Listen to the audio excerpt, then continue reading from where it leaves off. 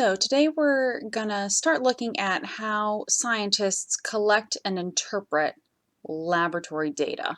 And we're gonna have to look at how they take measurements and how they make calculations. So first, let's look at the kinds of observations that a scientist can make.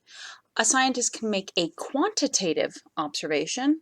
That's an observation that involves a quantity, a number. That's something that you can actually measure. You can assign a number to. So some examples of this would be mass, length, volume, and temperature. There are lots more examples out there, but those are just a few of the more familiar ones. The other kind of observation a scientist can make is a qualitative observation. That describes a quality. These two words are very similar looking, but those words quantity and quality do appear in those words, which can hopefully help you remember those definitions. These descriptive observations, some examples of those are color, phase, that means whether something's a solid, liquid, or gas, shape, luster, which is how shiny something is. Those are all examples of qualitative observations. When you're graphing quantitative versus qualitative quantities, usually you would use a scatter plot or something like that if the variable that you're changing is quantitative. And if the variable you're changing is qualitative, you would need a bar graph because you have no other way of to order these things. Like solid is not somehow larger than or smaller than liquid. So you just need to put them into categories, creating a bar graph. So let's talk about variables. I did just use the word variable there. So let's talk about what I mean when I say variable. A variable is something that can vary, something that can change. There are different kinds of variables. So the independent variable is the variable that an experimenter chooses to change. Any good experiment has only one independent variable, just the one. If you're changing more than one thing, it's not a good experiment. You won't know if the results that you see are due to one thing you changed or due to the other thing that you changed. All good experiments have one independent variable. How can you tell whether your independent variable has an effect? By measuring the dependent variable. The dependent variable depends on the independent variable. The scientist measures it because the scientists think that the independent variable will have some sort of effect on this dependent variable. And usually there is only one dependent variable. There's a little bit of flexibility there, but usually most experiments have one dependent variable. Controlled variables are any variables that are deliberately held constant during the experiment. There can be many controlled variables, and there should be many controlled variables in any given experiment. So let's look at an example for practice and see what this looks like with independent variables, dependent variables, and controlled variables. So if Sarah wants to test the effectiveness of wool, cotton, and nylon as insulators, she gets 3 socks, one made of each material. She fills 3 identical bottles with 200 mils of water inside each, and all of the water is at 100 degrees Celsius. She places a water bottle inside each sock.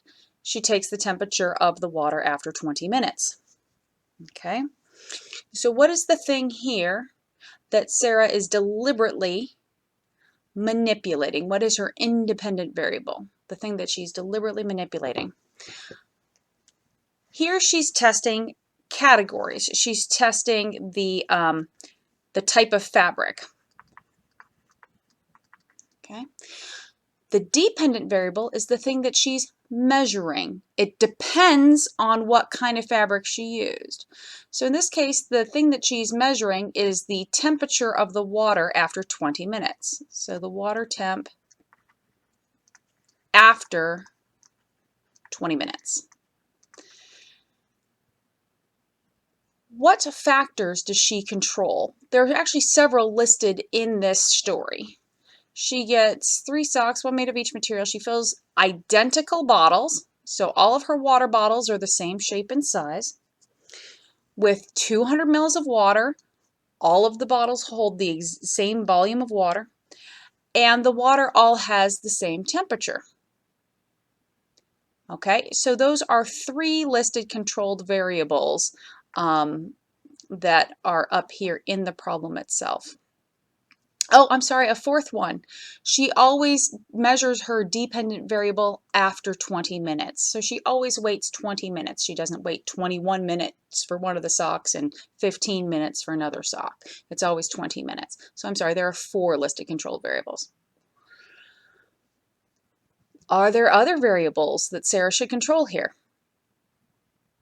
Maybe there are additional controlled variables that aren't actually mentioned in this story. I would argue that it's really only a fair test if the socks are equal in thickness and size. If you're trying to compare a big, thick, woolly sock against really thin nylon material, that wouldn't be a fair comparison. So maybe the thickness of the fabric should be controlled.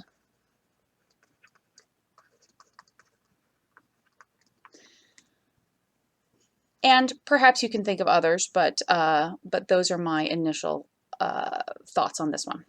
So I want you to do one for practice. Does the temperature of a cup of water affect how much sugar can dissolve in it?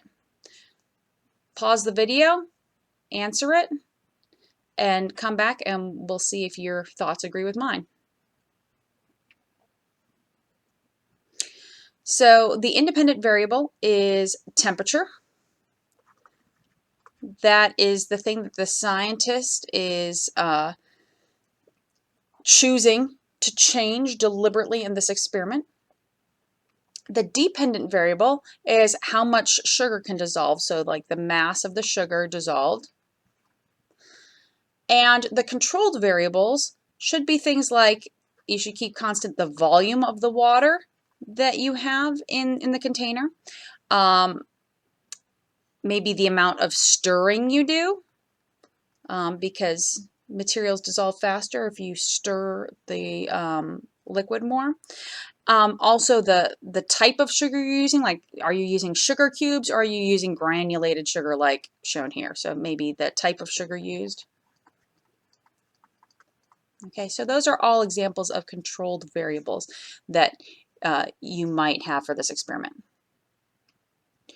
So once a scientist has measured variables and then they want to present the information, one way to present the information is in graph form. And there are 2 special relationships that we will observe this year. One is a directly proportional relationship. When you have a directly proportional relationship between 2 variables, the graph is a straight line that goes through the origin. So as one variable, like in this case the x variable, increases, the y variable also increases. Or if you're going in the opposite direction, as the x variable decreases, the y variable also decreases. Okay, so this is a directly proportional relationship, characterized by a straight line through the origin. On the other hand, inversely proportional relationships, the graph is a hyperbola with this downward curve. The formula for the equation is shown here. We've got y is equal to some constant divided by x is the general formula for an inversely proportional relationship. And as you can see, as the x variable increases, the y variable is decreasing. And if you go the opposite direction, as the x variable decreases, the y variable increases. So that's why this is called an inversely proportional relationship.